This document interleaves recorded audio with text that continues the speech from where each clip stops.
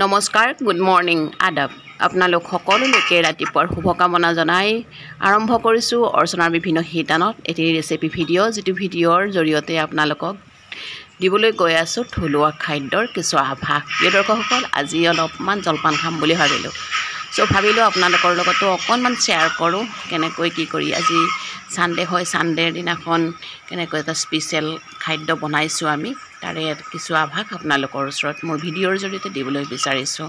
যদিও আজি ছানডে হয়, ছানডেৰ দিনাখন ভিডিঅ'টো বনালোঁ, কিন্তু আপোনালোকৰ ওচৰত আপলোড কৰিব কেতিয়াকৈ পাৰোঁ, কিটো বাৰত পাৰোঁ নাজানো। তাৰ বাবে আপোনালোক সকলোকে প্ৰথমে মই মাফ বিচাৰিছোঁ, কাৰণ প্ৰতিটো দিনতে ভিডিঅ' দিবৰ কাৰণে মোৰ অলপ অসুবিধা হয়।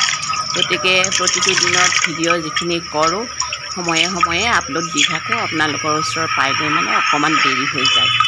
আৰু যি কি নহওক, আমি ভিডিঅ'টিলৈ আগবাঢ়োঁ। এতিয়া আহিলোঁ মই জলপানখিনি বনাবৰ কাৰণে। জলপান বনাবৰ কাৰণে বৰা চাউলটো লাগিব। গতিকে বৰা চাউলখিনি প্ৰথমে মই এনেকৈ বাল্টিং এটাত প্ৰায় আধা ঘণ্টামানৰ কাৰণে তিয়াই থ'লোঁ। আৰু আধা ঘণ্টামানৰ পিছতে মই এয়া বৰা চাউলখিনি বনাবৰ কাৰণে আৰম্ভ কৰিছোঁ। বনাবলৈ প্ৰথমে চাউলখিনি মই তিয়াই থোৱাৰ সময়তে ধুনীয়াকৈ ধুই থৈ দিছিলোঁ। গতিকে এতিয়া পানীৰ পৰা তৰাই আনি এই কটাটোত বহাম। কটাত বহাবৰ কাৰণে এয়া কটাটোত মই পানী দিছোঁ। কটাটো যিমান ডাঙৰ আৰু চাউলৰ পৰিমাণ মতে আপোনালোকে পানীখিনি দিব। বৰ বেছি পানী দিব নালাগে। কটাটো মোৰ মিডিয়াম চাইজৰ হয়, গতিকে মিডিয়াম চাইজৰ কটাটোত মই কটাটোৰ আধালৈকে পানী দিছোঁ। দি উঠি ঢাকনিখন দি এয়া যিটো মানে ফাঁক থকা ঢাকনি থাকে, সেই ঢাকনিখন মাৰি দি সেই ঢাকনিখনৰ ওপৰত তিয়াই থোৱা চাউলখিনি ধুনীয়াকৈ তৰাই আনি এয়া দেখিছেনে, ধুনীয়াকৈ দি দিছোঁ। এনেকৈ মই দেখুওৱাৰ ধৰণে আপোনালোকেও দি দিব, একো অসুবিধা নাই। আৰু এতিয়া এখন ঢাকনি মাৰি এতিয়া মই গেছলৈ লৈ আহিছোঁ এইখিনি বহাবৰ কাৰণে। এইখিনি হ'ল ভাপত দিয়া জলপান। গতিকে জলপানখিনি এনেকৈ বহালোঁ আৰু প্ৰায় 20 মিনিটমানৰ পিছতে এই জলপানখিনি নমাব পৰা হৈ যাব, মানে আমাৰ গেছটো অফ কৰিব পৰা হৈ যাব। আৰু এই অফ কৰা সময়খিনিৰ পিছত মই যিহেতুকে ভাতটো যাব লাগিব, তেতিয়াহে পৰিৱেশন কৰিব পৰা যাব। আৰু এইখিনি সময়তে এটা কঁঠালো অনাই আছিলে, গতিকে কঁঠালটো ভাঙি ল'লোঁ। কঁঠালে বৰা চাউলৰ জলপানে খাই কিমান টেষ্টি লাগে আপোনালোকেতো জানেই।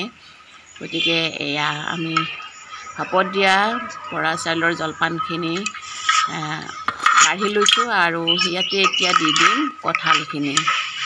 কঁঠালখিনি মই আগতে অলপ টেষ্ট কৰি চালোঁ, খুব ধুনীয়া কঁঠাল আনিছে। অৱশ্যে আমাৰ ঘৰৰ কঁঠাল নহয়, এইটো কিনি আনিছোঁ। গতিকে এই কঁঠালখিনি এতিয়া এই বৰা চাউলখিনিৰ লগত পৰিৱেশন কৰিম। আমাৰ সূৰ্যৰ পৰা অহা অতি ক্ষতিকাৰক বেঙুনীয়া ৰশ্মি জলপান অলপ বনাইছিলোঁ, খাবা তুমি? এই আমাৰ মাইনাৰ টিউশ্যন টিচাৰ টিউশ্যন কৰি আছে। নমস্কাৰ, মোৰ নাম মনোজ কুমাৰ। এওঁ শিক্ষকতাৰ কাম কৰে, খুব ভাল পঢ়ায় বাৰু। এওঁ মাইনাক টিউশ্যন কৰি আছে। গতিকে আজি ছানডে হয়, গতিকে ছানডে স্পেচিয়েল বুলি পেলাই এয়া বনাইছোঁ। আৰু এই সময়তে যিহেতুকে ছাৰো আহি পালে, তেওঁকো অলপমান খাবৰ কাৰণে দিছোঁ। এয়া হ'ল গাখীৰো দিওঁ অলপ।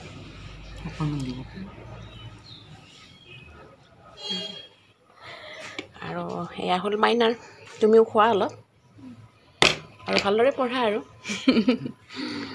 দিয়া বাৰু, খোৱা দেই। আৰু এইফালে ছোৱালী আৰু ছাৰক দি উঠি জলপানখিনি মোৰ ভাগত খাবলৈ আহিলোঁ। যিহেতুকে কঁঠাল এৰাই লৈছোঁ, বৰা চাউলৰ জলপান ভাপত দি লৈছোঁ, গতিকে খাওঁ লাগি আছে। মিছা নকওঁ আপোনালোকক, খুব খাওঁ লাগি আছে।